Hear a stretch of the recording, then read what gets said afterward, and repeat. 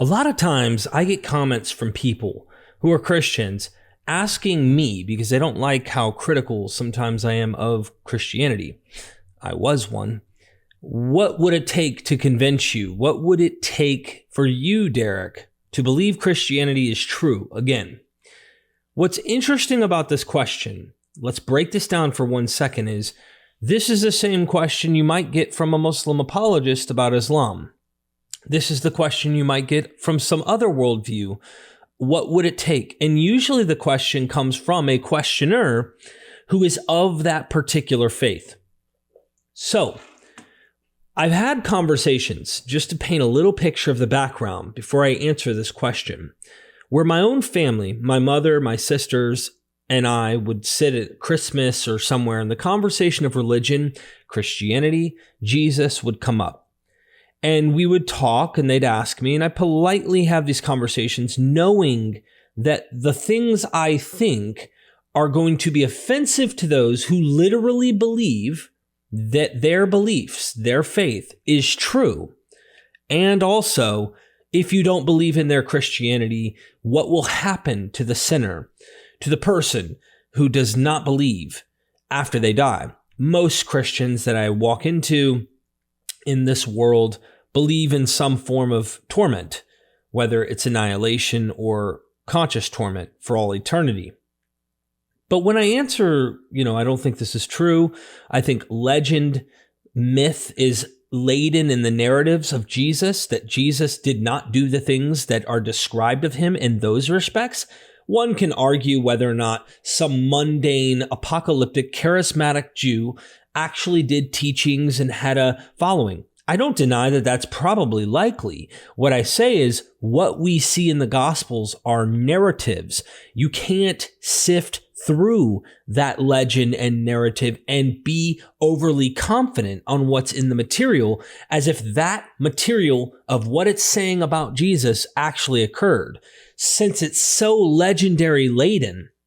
Now, here's the deal. As soon as I tell my mom, my sisters, and them that I don't find it convincing anymore, I don't find it something that is true. In fact, I find every reason to think it's man-made. They look at each other almost like at that moment, either they didn't like what was said and it triggered them, and they turned at each other and said, he'll eventually come around. He'll realize he's wrong. Now, just apply that to any other worldview.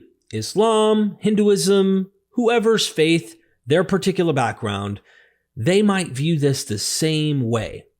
So then we go, well, how do we know which one's the true one? And I told them, I was a little offended by it. I said, what's really odd to me is you all know how much time and energy I've spent studying and researching the context, the milieu, the surrounding world to this belief, because as far as this particular movement, all we have is the cultic material from those who are in the belief, in the cult, and they don't even see eye to eye. You read Paul's letters, many fundamentalists or those who really are apologetics type online, they will make this big case and try to act like it's so convincing. If you read Paul's letters, their churches that are filled with the pneuma of God, the Holy Spirit, don't seem to know how to act. They're not being transformed on that level. I mean, Paul has to deal with over and over and over so much everyday, normal life stuff that you would imagine if God's Spirit was actively involved in these communities, this wouldn't be the case. But let's put that aside. I say to my family, that's kind of, I don't know, I feel a little bit disrespected that you just assume that your worldview is the correct one, that this belief is true. So then it kind of reverses. And I get these comments online because I'm always critical. Well, Derek, what would it take since you don't think it's true? And I want you to walk with me for one moment. I used to literally believe that God created the heavens and the earth. I was a young earth creationist. I went into old earth creationism. I started going into the John Walton, kind of trying to take a more historical, ancient Near Eastern context and incorporate that while being a believer. And I did toward the end of my beliefs. That's where I started going in Christendom.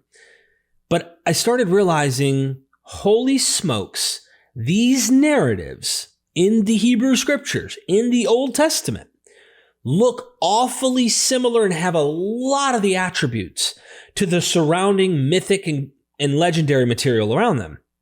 It wasn't Jesus yet that I was willing to swallow that pill. It was people like Samson looking like Heracles. It was people like Adam and the Genesis account that clearly are riffing off of legendary mythical material on flood narratives that are found in Mesopotamia that are also mythical.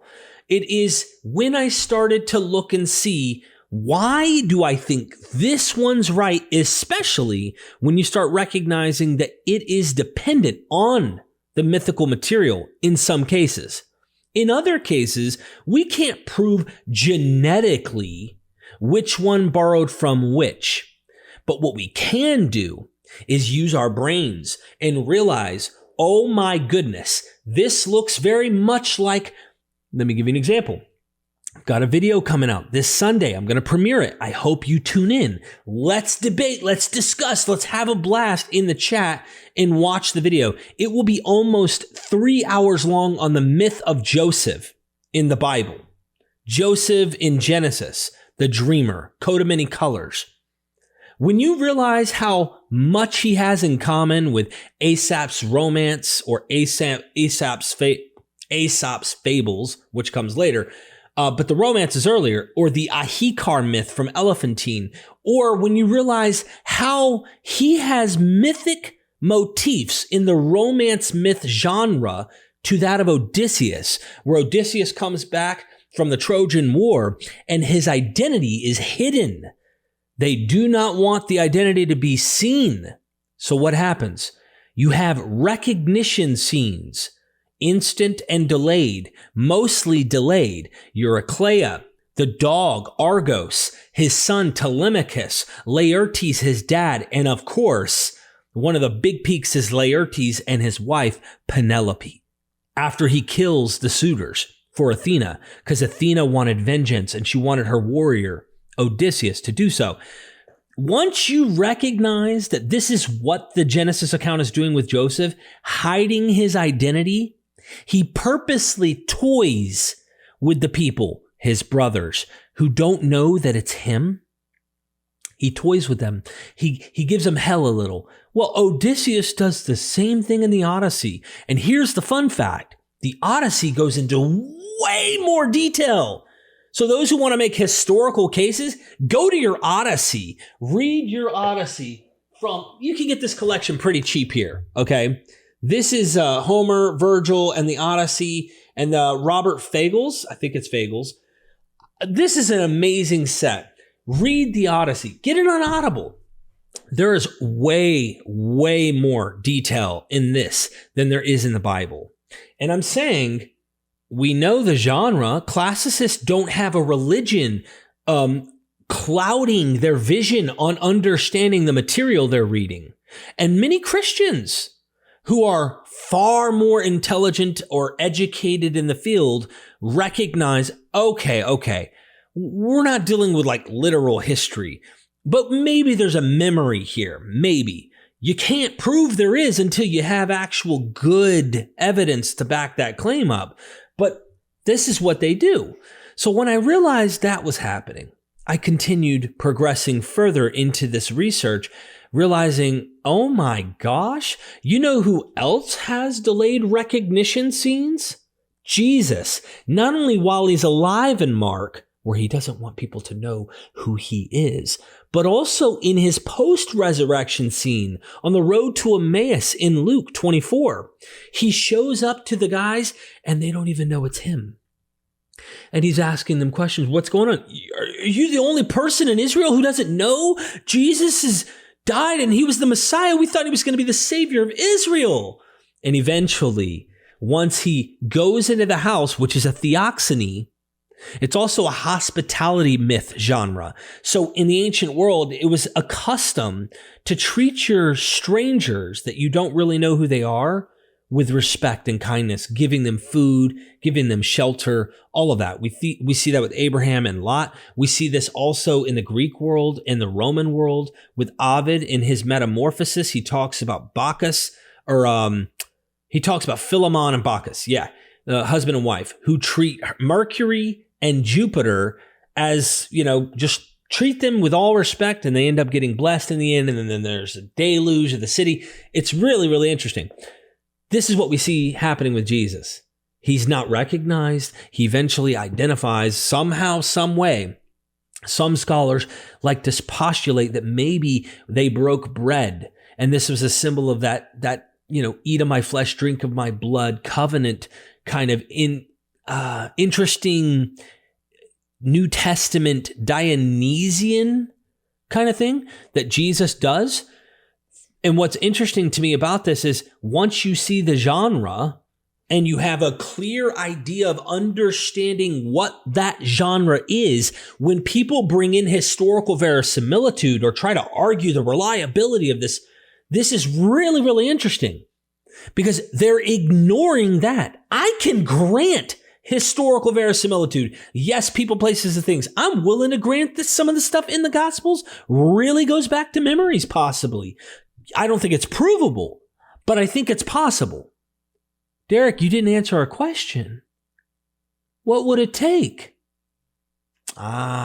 See, I'm avoiding answering your question, or I'm trying to give you a solid buildup of why I'm going to answer it this way. I know this isn't a question. This isn't an if. I don't guess. I know this genre is fitting in the legendary trope. They did this with real historical people, contemporaneous to Jesus, predates him, postdates him, meaning they took historical figures and they used antiquities myths and applied the tropes to those people. Caesar fits the trope of Heracles and the trope of Romulus. So does Jesus. And we see this on and on. I know this. This is not a question. So once you know that, then what would it take, Derek? Okay. It's got legendary material, Derek. You can't be a fundamentalist again. We understand that. That goes for the birth narratives. That goes for the post-resurrection, post-ascension, apotheosis. That also goes for miracles.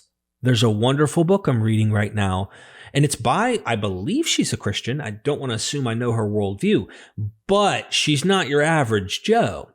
And in this book, she goes to show you that all the miracles that we see in the New Testament have antecedents in Greco-Roman hero gods, etc., where they also did these acts. Water into wine? Good job, Dionysus. Well, Jesus is going to outdo Dionysus. Healing the blind? Good job, Asclepius, because he was known to do that often. In fact, we not only see Jesus do this, we also hear of the account of Vespasian. And this is the problem that I find over and over with Christian apologists. They want to special plead the New Testament material. Derek, you didn't answer our question. I'm avoiding the question. No. Let me give you internal in the Gospels answers here as to why or what it would take. Number one, I am 2,000 plus years removed from the supposed events recorded in these texts. Genre, biography, mixed in with legend, novel, mixed in with legend, mixed in with some type of biography here in Acts. Don't know. There's such a blend of ideas that I see happening in the New Testament. Pinning down the exact genre this material fits in, that's a tough one. What exact genre would you say Suetonius's Caesar Augustus, talking about the life of Caesar, specifically the divine Augustus. In his birth narratives come in and all that and talks about portents, but there's stuff in there that also is very historical in some ways. What kind of genre would that come in? I mean, is it actual literal history? Well, why is he going to all this legendary stuff where his mom has, gives birth, where Apollo in the form of a snake slithers up and she has a mark on her so she can't go into the public baths anymore because they might see it on her leg or her thigh. It might be on her stomach. I can't remember exactly in the account. But it's extremely fictional, yet it's built off mythical antiquity to contemporary figures. All right, the Gospels. In the Gospels, we have accounts where even the disciples don't even know it's Jesus. They don't even know he's the one. In Mark, they don't even know it. They're trying, but they just don't get it. Over and over and over, they don't get it. In Matthew, well, I'm not even going to get into the ending of Mark. That's a whole nother can of worms for endless scholarship on this stuff. In Matthew, at the end of Matthew, he's on a mountain. He appears in Galilee, clearly riffing off of Mark's tradition. There's an appearance in Galilee on a mountain. And it says they were worshiping him and that some doubted. In the English translation, it seems like some doubted. So it sounds like there's doubts. Whoever wrote this material is hinting at they recognize that people aren't going to buy this. Either they're writing for that, breaking the fourth wall for the reader to keep them convinced that, hey, we understand doubts. Doubts are expected. Or they're getting doubts from the outside and they're creating this so that people who are in the cult will recognize this has been solved. They were doubted, but it was overcome by Jesus. Don't worry. Then you get to Luke and John is the fun one. I've written an article on academia, and I called it the minimal doubts argument. In the material of the New Testament, we have a doubting tradition where the Christian apostles themselves, the disciples themselves, doubt Jesus' resurrection. Now, they are lucky, according to the material, because Jesus actually helps overcome their doubt. He actively makes sure that they see his post-appearance, his post-resurrection appearance. He even goes so far, and hear me out, Thomas hears Jesus is risen. The other disciples say he rose. He rose. Thomas doesn't believe them. He doesn't take their word to the bank. Good for Thomas. He's not gullible. He doesn't just accept what people say. That is me. So what would it take? Well, if there's a God and if Jesus is his son and he also is somehow connected to the God, Father, etc., Trinity or not, doesn't matter. He would know what it would take. And you would think he'd have enough mercy with someone like me who sincerely would love to know if this was true. If this was the C.S. Lewis one true myth of all the myths that are in the world, if this is the one, and if he really loves that much, either he doesn't care that I don't believe, because in the end, it doesn't even matter. He doesn't exist, or he needs to appear, just like the texts say of him, where he's going to show up to Thomas and overcome the doubt.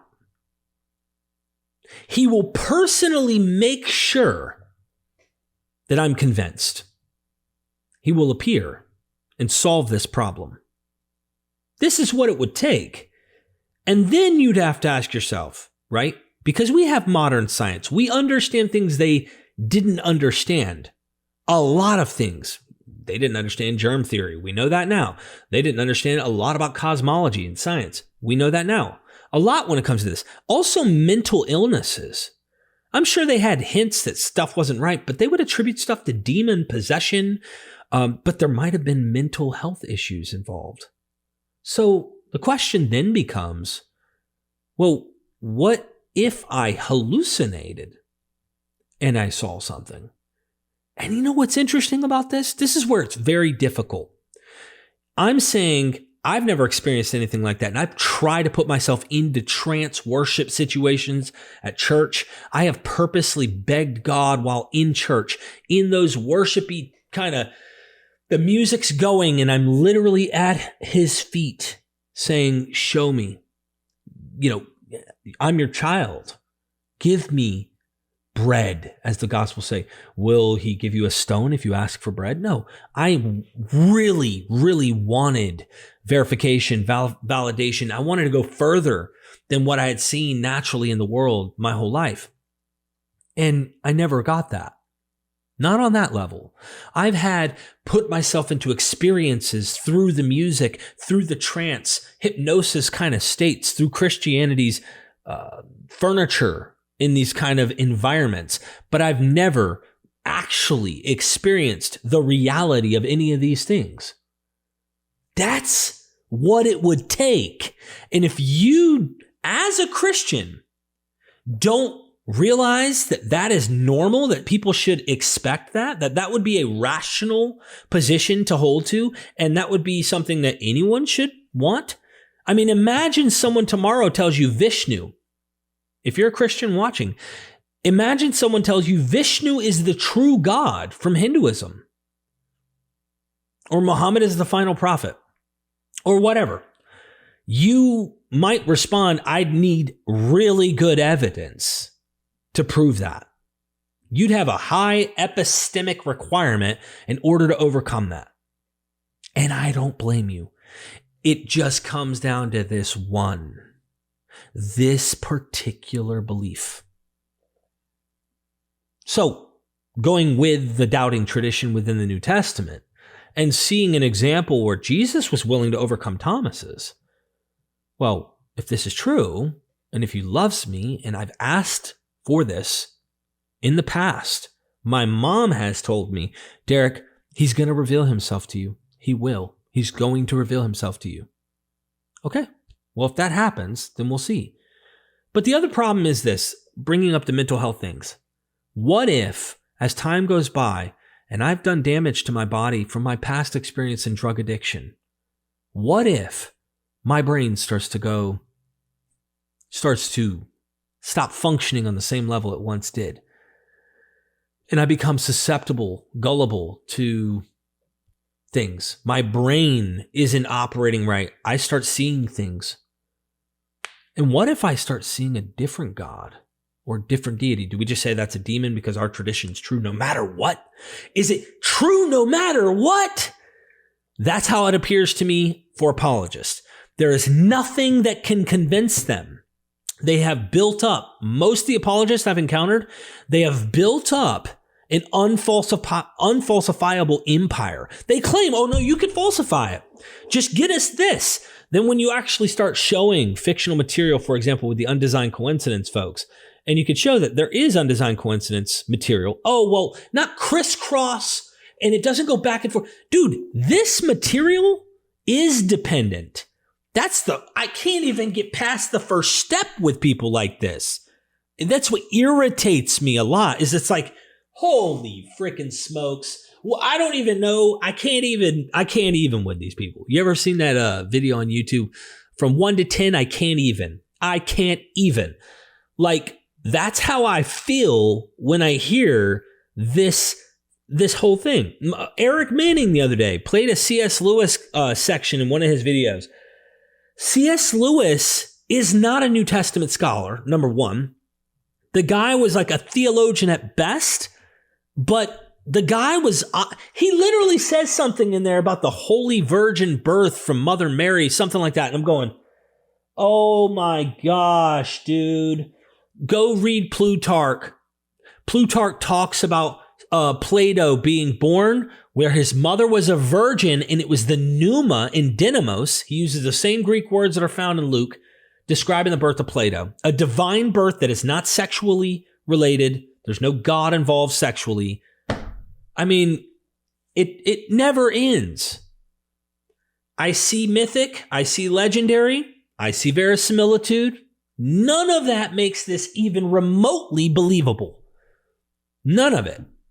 They ignore the whole legendary. They ignore the mythical. They ignore the contradiction issues. They ignore that. And they want you to try and focus on things that somehow there was a real guy who actually existed at this time who ruled in a certain region. Somehow they knew the geography. Just read some of this, what we know as fictional novel, epic. We know, and nobody's trying to make this literally historically true. But they got regions, places, kings, actual cities, the whole nine. They got those things accurate. What the heck, dude? So what would it take? Jesus actually showing up and actually changing and overcoming my doubts. That is what it would take for me to be convinced of believing in the worldview. And then, like I said, even if I believed it, I would not expect anyone else to, based on my own personal subjective experience. But someone could bring in and question my rationale. How's Derek's mind working? Can we actually know that he actually experienced that? Can we actually know that he's not losing his mind? What the heck? So painting it up to you, that's where I've taken my bar of requirement to be believable. I need that to be overcome. And your own tradition, granted that Jesus did that to some of his own people. Well, if he loves me and he wants me to believe, then he'll overcome it. See, my Calvinism in the past kicks in because I had a certain time of my Christianity became Calvinistic. And it's like, yeah, well, it's obvious he doesn't want you to believe. And he doesn't love everyone. When I was Calvinist, I recognized that he loved those he died for. I thought that was me. And that his atoning blood was only for those he had predestined and, elected. I was a superlapsarian at the time. And I understand I understand believing. I understand what it is to believe. And I don't expect that any rational argument I bring up, anything I can show you, is going to convince you just by my arguments. I think that too much personality gets involved. You see how I get hyped? That can cause people to not want to listen or may not want to follow what I'm saying. It's going to take you being honest with you and continuous research and expanding your world and understanding, wow, there were so many claims, so many cults, so many gods and goddesses, and there were so many post-death experience, appearances, resurrections with an apotheosis. There were other resurrections. There were other post-mortem appearances. There were visions, eyewitnesses to these claims. There was all of this in the ancient world. All of this. This one is true. It's what they want you to believe. So, really boils down to that. Jesus, show up and overcome my doubt. And like you did to Thomas, then guess what? I'd be starting to realize, but I wouldn't half-ass it. If he appeared to me, everything would change. If I really, really was convinced, everything would change, especially on that level. Yeah. Anyway, I love y'all. Please stay tuned. This Sunday, I'm doing the Myth of Joseph. I've got the Myth of Moses coming out. These are some big videos coming, hours of content. We're going to hang out. We're going to stream.